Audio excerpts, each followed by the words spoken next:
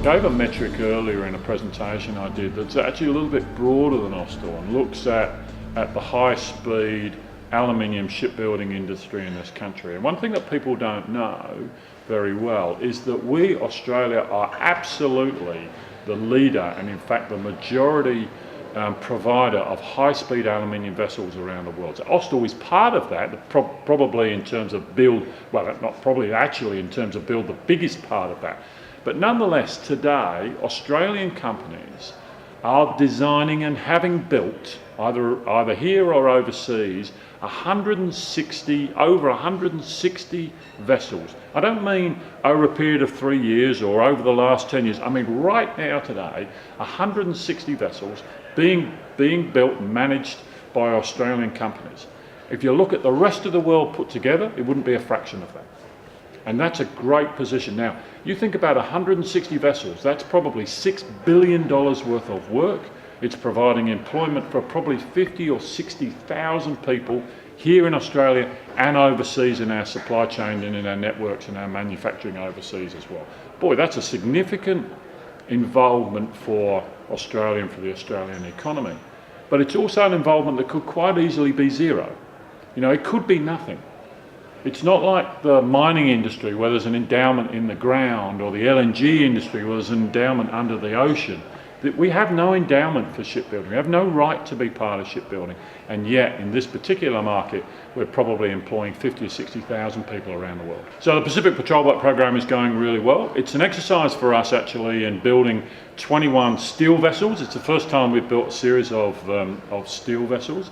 But it's also an opportunity for us to bring some of the flow manufacturing techniques that we have developed in the United States for the LCS program back to Australia and put those into the facilities here. So we've put together a new facility in Naval Base, about 10 minutes away from Henderson, just down the coastline a bit. And we're building vessels in a progressive build program there. And we are achieving levels of efficiency in that build program that I have to say, even I, with all my optimism, did not believe that we would be able to achieve. So the PPB program is going well. First vessel gets delivered at the end of November. It goes to Papua New Guinea. We have the crew for that vessel in training now in Austal, and that'll arrive in PNG sort of end of this year, early next year. Second vessel goes into the water in the next 2 or 3 weeks. We have 5 vessels under build at the moment of the 21 that will eventually be delivered by 2023. Obviously our most important program is the LCS program in the United States, and there's $7 billion worth of orders so far. You know, we had a tough time there in the early days with you know, a new shipyard, a new ship, and a brand new customer that we'd never been involved with before. So we had some difficult times early on. We've come through that now, and we really are performing very well. We're building ships now below the target cost that was set as part of our contracts, which is great. And we're pushing out at least 2 LCSs a year, so it's going really well. And building on the back of the EPF program in the United States that has been performing very well for some years now. So I have a great deal of confidence in LCS and EPF. I think we've got decades of good work. Cape Class has been, you know, is an interesting program for us. The Cape program, we delivered 8 of those to Border Force a few years ago. We built 2 more for the Australian Navy. We're expecting an order imminently from Trinidad for 2 more that we will be building, and we've got a number of other customers who are interested in Cape class vessels. And again, Cape's gone from a sort of a local vessel, it's performed really well, and it's now getting a lot of interest from other countries around the world. So again, I think there's a good pipeline of Cape class vessels coming through for some years. Cape obviously was disappointing for us. It's not big in the context of the company, but it was significant to Henderson and for the future of Henderson. It was the thing that was going to provide continuity in Henderson for the next 12 or 15 years. And today, it's not really important to us because Henderson is absolutely busting at the seams. In fact, we've opened 1 new shipyard, the Naval Base shipyard, and we're looking at a 3rd facility as well as we expand capacity. But I think where it may become important is in a few years' time, if the commercial shipbuilding goes into a little bit of a lull, you know, it may be one of those programs that was really important from a continuity point of view. I think if I look back on it and I sort of stand back and think about OPV, you know, I think about where Austal does really well is when it's a designer and builder of a product. You know, it takes that very innovative design capability that we have, that exists in Henderson, that designed the LCS vessel. It wasn't designed in America, it was designed in Henderson.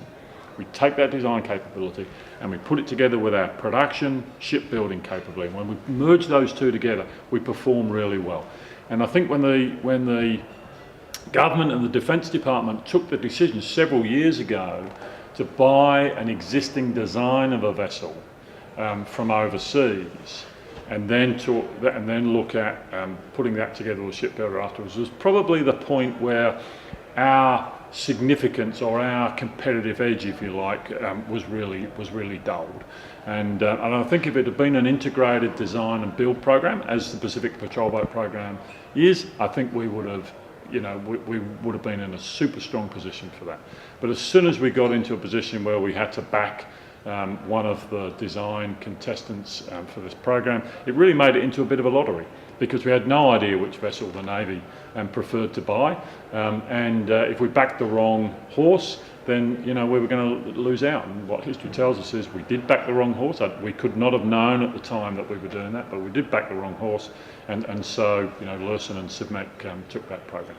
But, you know, that's behind us now, and you know, we've got a very strong future ahead of us and a number of other programs, and we look forward to that. I think the idea of an Indian Pacific patrol boat program is a really interesting one. I mean, it's fascinating how important the Pacific Patrol Boat program has come to be part of Australia's relationship between this country and the Pacific Island nations. It's really interesting for me to see that connection. And Richard Marles, Shadow Defence Minister, was talking this morning about maybe it's time for us to think about an Indo-Pacific vessel, which there's no reason why it couldn't be the same vessel.